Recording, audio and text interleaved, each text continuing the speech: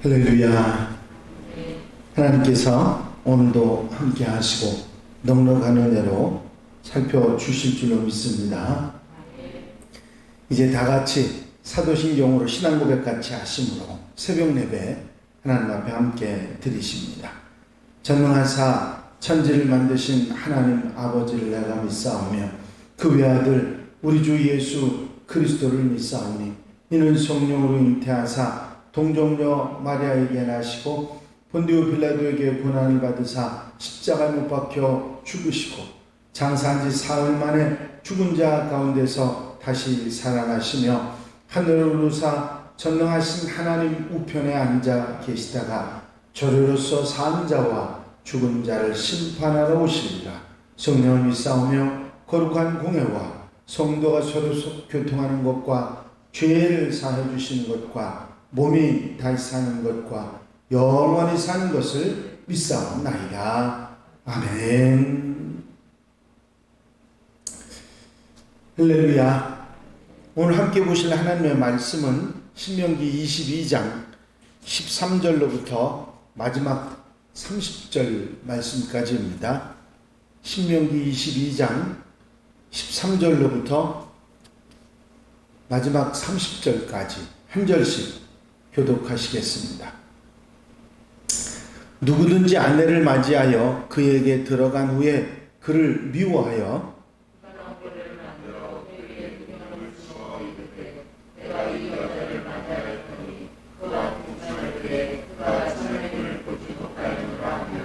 그 처녀의 부모가 그 처녀인 표를 얻어가지고 그 성문 장로들에게로 가서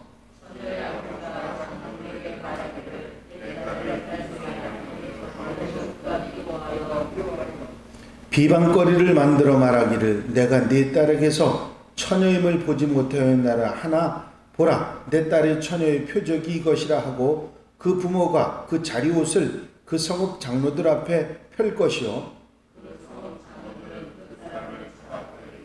이스라엘 처녀에게 누명을 씌움으로 말미암아 그에게서 은 100세겔을 벌금으로 받아 여자의 아버지에게 주고 그 여자는 그 남자가 평생에 버릴 수 없는 아내가 되게 하려니와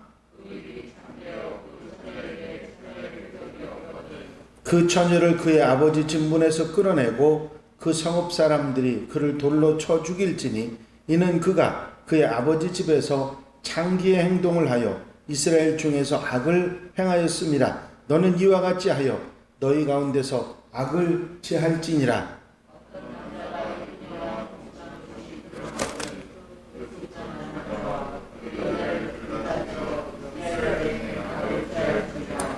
처녀인 여자가 남자와 약혼한 후에 어떤 남자가 그를 성읍 중에서 만나 동침하면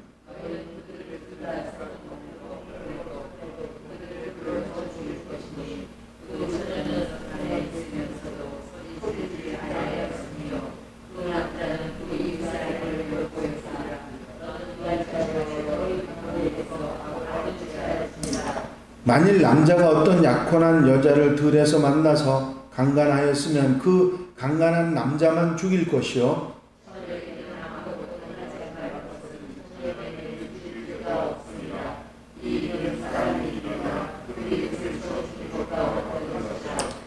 남자가 처녀를 들에서 만난 까닭에 그 약혼한 처녀가 소리 질러도 구원할 자가 없었음이니라.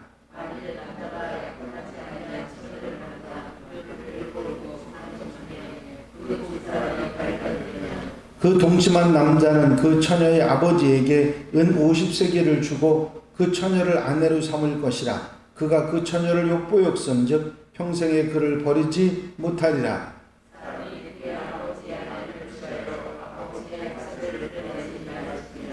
아멘. 할렐루야. 오늘 함께 읽으신 신명기 22장 13절 이하의 말씀은 가정에 관한 특별히 가정윤리에 관한 말씀이 나와 있습니다. 어떤 윤리적인 부분이라기보다는 법적으로 가정의 정결을 지키게 하시기 위한 그런 말씀이라 할 수가 있겠습니다. 동서고금을 막론하고 가정은 한 국가, 한 사회를 이루는 가장 소중한 공동체입니다. 각 가정이 얼마만큼 정상적으로 유지되느냐에 따라서 나라 사회의 운명이 좌우될 수 있기 때문에 가정의 평화라고 하는 것은 그만큼 중요합니다. 그래서 우리 조상들은 가화만사성, 수신자가 치국평천하 같은 문장을 통해서 가정의 중요성을 거듭 강조해 왔던 것입니다. 이스라엘 역시 예외는 아니었죠. 게다가 그들은 거대한 대가족 사회를 이루어가고 있기 때문에 한 가족의 문제는 곧 그들의 속한 가문, 지파, 더 나아가서 온 민족의 문제로 금세 확대될 수가 있었던 것입니다. 그래서 주님께서는 가정을 건강하게 세우기 위해서 10계명 중에 제7계명 간음하지 말라는 말씀을 비롯해서 구약 곳곳에 이런 율법을 정하셨습니다. 오늘 본문이 대표적인 구체적인 예가 될 것입니다. 먼저 13절에서 21절까지의 내용은 부부 사이의 갈등에 관한 이야기입니다. 어느 남편이 결혼한 지 얼마 되지 않아서 아내가 마음에 들지 않아서 헤어지고 싶어 했는데 그가 택한 방법이 비겁하게 누명을 씌우는 거였습니다. 그 아내가 처녀가 아니라고 비방을 하고 다닌 것입니다. 요즘 시대에도 이른바 행실이 바르지 못한 그런 일로 인해서 공동체에 낙인이 찍힌다고 하면 굉장한 부담이 되고 살아갈 수 없는 그런 어려움이 될 것입니다. 하물며 여성을 아주 천대하던 고대 중동 사회에서 이렇게 아내를 처녀가 아니다 하는 악평은 곧 사회적인 살인 행위라고 말할 수 있을 것입니다. 설령 사실이 아니었다 할지라도 불미스럽게 사람들 입에 오르내리게 되면 그 아내와 그 아내의 가족들 상당히 곤란하고 힘든 지경에 이를 수밖에 없는 것입니다. 그래서 하나님께서는 그들이 스스로 명예를 보호할 수 있는 방법을 제시한 것입니다. 5절에 따르면 처녀인 표를 성문 있는 장로들에게 가져가는 것입니다.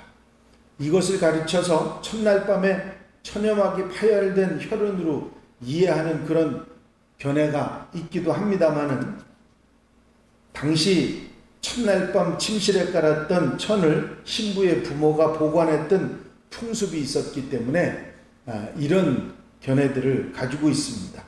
하지만 그 오경 연구의 권위자인 고든 웨남이라고 하는 사람은 이 처녀를 뜻하는 히브리어 부툴림이라고 하는 말이 사춘기 여자라고 하는 뜻을 함께 가지고 있기 때문에 처녀인 표라고 하는 이 말은 사춘기 여자의 표적, 그 원령을 뜻한다고 그렇게 해석을 하기도 했습니다. 물론 무엇을 말하는지는 정확하게 알 수 없지만 둘 중에 하나를 표현한 것이라 생각할 수 있을 것입니다. 어쨌든 간에 이 내용에서 중요한 것은 억울하게 모함을 당한 여성이 그리고 그 부모들에게 반론의 기회를 주었다고 하는 사실입니다. 그리고 그 결백이 입증되면 성읍 장로들은 그를 때리고 벌금을 받는 처벌을 받을 뿐만 아니라 평생 그 사람의 아내로 절대로 버리지 못하도록 하는 그런 법을 제정하셨던 것입니다. 여성 인권이라고 하는 게 존재하지 않았던 그 당시 사회에서 그 문화를 생각한다고 하면 굉장한 상상할 수 없는 파격적인 그런 내용이라고 말할 수 있을 것입니다. 그뿐만 아니라 25절에서 27절까지 내용은 여성을 강간한 남성에 대한 형벌을 말하고 있습니다. 생각하기도 끔찍한 상황이지만 만약에 어떤 남자가 어느 약혼한 처녀를 들에서 강간했다고 하는 율법은 가정을 하면서 이때 들이라고 하는 말로 옮긴 그 히브리어 사대라고 하는 글은 개간하지 않아서 풀이 무성한 그런 땅을 말합니다. 그렇다면 이 처녀가 무시무시한 폭력에 저항하지도 도움을 구하지도 못한 채 당할 수밖에 없는 그런 상황을 가정한 이야기입니다. 그런 이 여인에 대해서 26절은 처녀에게는 아무것도 행하지 말 것은 처녀에겐 죽일 죄가 없음이라 말하고 있습니다. 사실 너무나 당연한 말이죠. 그 여인에게는 죄가 해당이 될 수가 없습니다. 오히려 피해자이고 범죄 고통을 받는 그런 사람일 것이기 때문이지만, 하지만 현실은 그렇게 간단하지 않습니다. 오늘날에도 성범죄 피해를 당한 그런 사람들에게 노골적인 2차 범죄가 적지 않게 일어나서 문제가 되는 그런 일들이 많이 있기 때문입니다. 피해자를 오히려 함께 가해자와 함께 취급하는 그런 경우들도 종종 있기 때문입니다. 하물며 현대에도 그런 일이 일어나는데, 신명기가 기록되고 편집될 당시에 그때는 말할 수 없는, 정말 상상할 수도 없는 그런 일들이 비일비재로 일어났을 것입니다. 가해자인 남성을 두둔하고 도리어 피해자인 여성을 비난하는 그런 상황이 얼마든지 일어날 수 있었을 것입니다. 하지만 하나님께서는 신명기 율법을 통해서 그 남자는 단호하게 사형에 처하고 여성은 무죄하다고 그렇게 판별하고 계신 것이죠. 그 시대 남성 우월주의 문화에 비추어 볼 때 매우 파격적인 선언이고 현대에도 적용될 수 있는 정말 그런 귀한 하나님의 법률이라 법이라 그렇게 생각할 수가 있습니다. 당시에 천대받던 여성들을 향한 하나님의 따뜻한 사랑과 관심을 충분히 느낄 수 있는 내용입니다. 물론 그럼에도 불구하고 여전히 한계와 아쉬움이 남아있는 것은 사실입니다. 왜냐하면 성적 순결이라고 하는 것을 여성에게만 강요하고 있는 그런 모습이 나타나기 때문이지요. 그래서 20절, 21절에 보면 남편이 아내의 순결을 의심할 때 처녀성을 입증하지 못하면 그녀는 죽임을 당해야 되는 그런, 어떻게 생각하면 현대법하고 비교하면 불평등한 그런 법이라 말할 수 있을 것입니다. 또한 23절, 24절은 약혼자가 있는 처녀와 다른 남자가 성읍 안에서 동침할 경우에는 둘 다 쳐 죽이라고 말하고 있는데, 단지 소리를 질러 도움을 구하지 않았던 이유로 강간의 가능성은 전혀 배제하고 있는 것도 어떻게 생각하면 쉽게 받아들이기 어려운 내용으로 말할 수 있습니다. 현대인의 시선으로 보면 납득하기 어려운 부분이 있지요. 하지만 그때 당시의 사회를 생각해 본다고 하면 엄청난 하나님의 사랑이 들어있는 그런 법이라고 말할 수 있을 것입니다.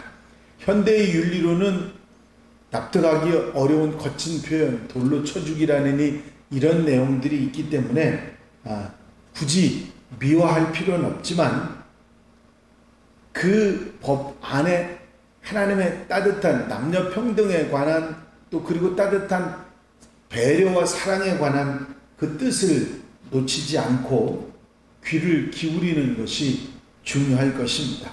그렇습니다. 하나님의 법은 공평과 정의 그리고 사랑이 함께 묻어있는 그런 법입니다.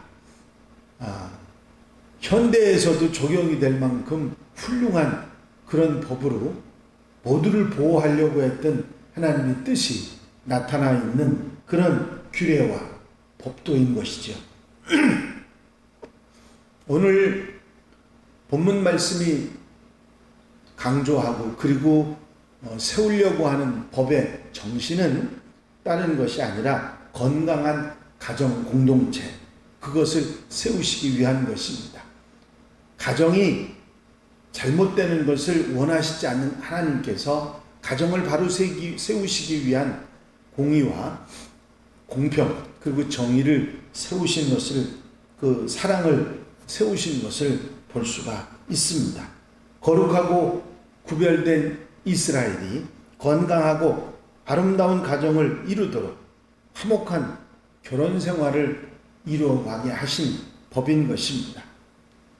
사실 오늘날에도 이 성문화는 굉장히 사회적인 문제가 되고 있고 아직도 심심찮게 이것 때문에 자살을 하고 그 일로 인해서 사회에 문제가 되는 그런 일들이 많이 있는 것이 사실입니다. 그만큼 가정이 쉽게 무너지고 있다는 사실조차 우리는 부인할 수 없는 그런 상황이 되는 것이죠. 오늘 하나님께서 원하시는 가정의 정결 그리고 화목한 결혼생활, 화평한 가정을 이루기 위한 하나님의 뜻, 공평하고 공의롭고 그리고 따뜻한 사랑이 숨어있는 하나님의 법을 기억하고 가정의 정결을 이루어가는 그런 하나님의 백성들, 하나님의 자녀들이 되어야 될 줄로 믿습니다. 세상이 아무리 문란해져가고 잘못된 모습으로 살아간다 할지라도 하나님의 사람들, 하나님의 백성들의 가정은 정결하게 하나님의 원하시는 뜻을 따라 살아가는 그런 하나님의 사람들이 되어야 될 줄로 믿습니다.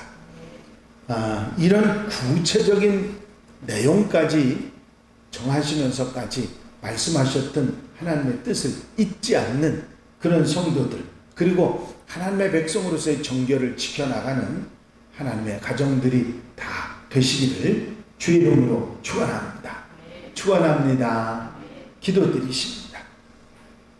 사랑과 은혜가 영시 많으신 아버지, 오늘도 주신 말씀에 아멘하며 하루를 시작할 수 있도록 인도하신 주의 은혜와 사랑을 감사를 드립니다. 언제나 어디서나 하나님의 말씀이 내 삶의 법이 되게 하시고 기준이 되게 하시고 그 말씀의 뜻을 따라 아름답게 귀하게 복되게 살아가는 하나님의 백성들 되게 하옵소서. 오늘 하루의 모든 삶 가운데서도 건강을 지켜주시고 하나님의 말씀을 따라 좌로나 우로나 치우치지 아니하며 믿음의 길 가게 하시고 하나님이 기뻐하시는 모습으로 복되게 사는 한 날 되게 하옵소서. 특별히 코로나19로 인해서 어려움 당하는 성도들 강한 능력이 오는 손으로 붙잡아 강건케 하여 주시옵시며 아버지 하나님 승리하게 하여 주셔서 모든 삶에 부족함이 없도록 도와주시옵소서. 허락하시고 함께하시고 도와주실 줄로 믿사옵고 예수 그리스도의 이름으로 기도하옵나이다. 아멘. 주님 가르친 기도 함께 드리십니다. 하늘에 계신 우리 아버지시여, 이름이 거룩히 여김을 받으시오며 나라의 마옵시며 뜻이 하늘에서 이루어진 것 같이 땅에서도 이루어집니다. 오늘날 우리에게 일용할 양식을 주옵시고 우리가 우리에게 죄지은 자를 사하여 준 것 같이 우리 죄를 사하여 주옵시고 우리를 시험에 들지 말게 하옵시며 다만 악에서 구하옵소서. 나라와 권세와 영광이 아버지께 영원히 싸움나이다. 아멘. 이 시간 기도하실 때에 교회 부흥과 발전을 위해서 공통기도 제목들 중보기도할 분들 위해서 기도하시고 이제 청년부 수련회, 청장년부 수련회 위해서 나머지 여러 행사들이 잘 지내게 하기 위해서 기도해 주시고 코로나19로 힘들어하는 성도들 건강하게 위해서 기도해 주시기 바랍니다. 자유롭게 기도하시겠습니다.